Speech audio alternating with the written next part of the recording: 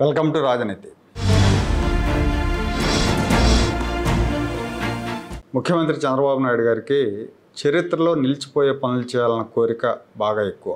చరిత్రలో నిలిచిపోయే పనులు చాలా చేశారు. హైదరాబాద్లో సైబరాబాద్, జినోమ్ వ్యాలీ, విశాఖలో మెడ్టెక్ జోన్, అమరావతిలో ల్యాండ్ పూలింగ్, రాయలసీమలో హార్టికల్చర్ డెవలప్మెంట్, ఇవన్నీ కూడా చరిత్రలో నిలిచిపోయే అంశాలే. ఇవన్నీ కూడా ఈ కోవలేక వస్తే వీటన్నిటి వెనక చంద్రబాబు నాయుడు గారు ఉన్నారు. ఇప్పుడు 4సారి అధికారంలోకి వచ్చిన తర్వాత P4 అనే పథకాన్ని విపరీతంగా ప్రమోట్ చేస్తున్నారు. ఈ P4 ఏంటంటే సమాజంలో ఆర్థికంగా బాగా వెనకబడిన కుటుంబాలు ఏవైతే ఉంటాయో వాటిని ధనవంతులు దత్తత తీసుకుని ఆ కుటుంబాలను గైడ్ చేయటం, ఆ కుటుంబాలకు మార్గదర్శకులుగా ఉండటం, ఆ కుటుంబాలకు అన్ని రకాలుగా సహాయం చేయటం. వాస్తవంగా ఇది మంచి పథకమే.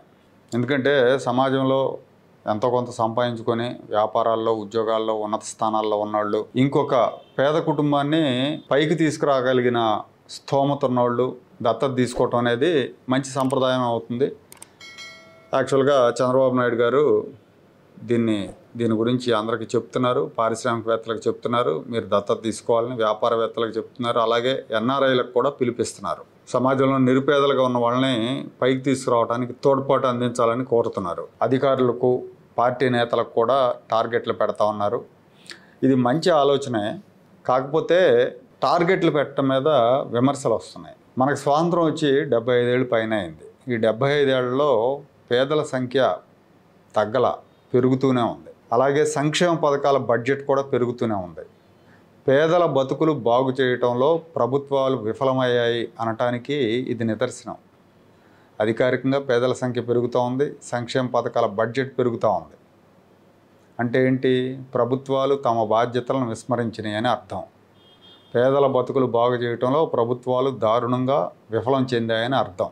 స్వాతంత్రం రాకముందంటే బ్రిటిష్ వాళ్ళ మీద నెపం పెడతాం. ఏ సమస్య ఉన్నా విదేశీ పాలన అని చెప్పేవాళ్ళం. స్వదేశీ పాలన వచ్చి 75 ఏళ్ళు అయిపోయింది. అయినా కూడా అనుకున్నంత వేగంగా అభివృద్ధి అనేది జరగట్లా.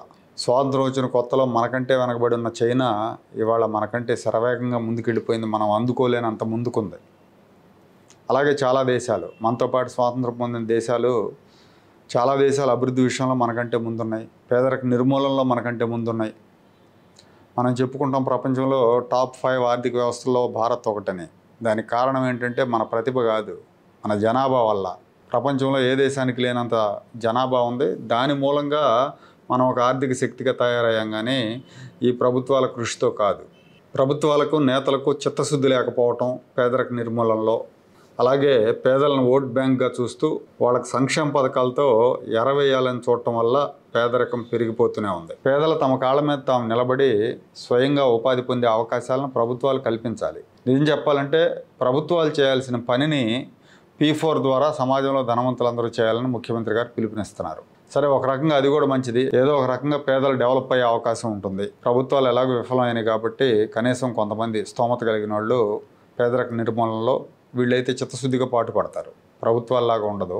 దత్తత తీసుకుంటే ఖచ్చితంగా ఆ కుటుంబాల శ్రేయస్సుకు, ఆ కుటుంబాలకు మార్గదర్శకులుగా ఉండటంలో ఖచ్చితంగా సక్సెస్ అవుతారు. ఇది మంచి పద్ధతే. కానీ దీన్ని బలవంతంగా రుద్దటం మీద మాత్రం విమర్శలు వస్తున్నాయి, వ్యతిరేకత కూడా వస్తుంది. ముఖ్యంగా ఉద్యోగులను P4 మార్గదర్శకులుగా ఉండాలని ఒత్తిడి చేస్తున్నారు. దానివల్ల ఉద్యోగుల్లో వ్యతిరేకత వస్తుంది. చాలా చోట్ల DEOలు, చాలా జిల్లాల్లో ఉపాధ్యాయుల్ని P4 మార్గదర్శకులుగా ఉండాలని ఒత్తిడి చేస్తున్నారు. టార్గెట్లు పెడుతున్నారన్న వార్తలు ఉన్నాయి. దీంతో ఉపాధ్యాయులు గగ్గోలు పెడుతున్నారు. బాగా డబ్బున్న వాళ్ళని దత్తత తీసుకోమంటే ఓకే, కానీ నెల జీతాల మీద బతికేవాళ్ళం మేము ఎలా దత్తత తీసుకోగలం అని ప్రశ్నిస్తున్నారు. డిపార్ట్మెంట్ల వారీగా టార్గెట్లు పెట్టినా, లేదా ఎమ్మెల్యేలకు నియోజకవర్గాల వారీగా టార్గెట్లు పెట్టినా దాని మూలంగా సానుకూల ఫలితాలేమో కానీ ప్రభుత్వం మీద వ్యతిరేకత వస్తుంది. నాకు తెలిసి NRI ఒక ఆయన చంద్రబాబు గారి పిలుపునికి స్పందించి గ్రామంలో ఒక 10 కుటుంబాలను దత్తత తీసుకోవాలని వాళ్ళ ఫాదర్కి ఫోన్ చేశాడు. ఇట్లా తీసుకుందాం అనుకుంటా అంటే ఆయన డిస్కరేజ్ చేశాడు. ఆయన ఏం చెప్పాడంటే, సంక్షేమ పథకాల వల్ల ఒక్కో కుటుంబానికి 60 నుంచి 70 వేలు వస్తున్నాయి సంవత్సరానికి.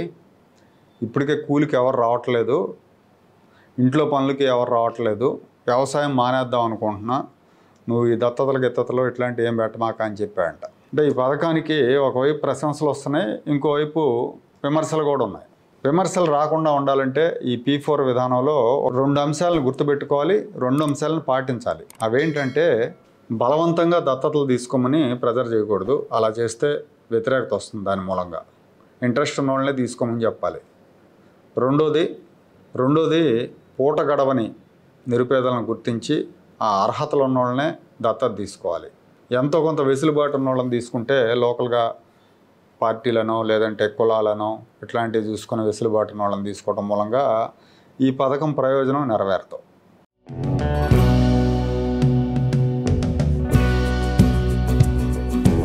Like, share and subscribe to Rajaniti channel.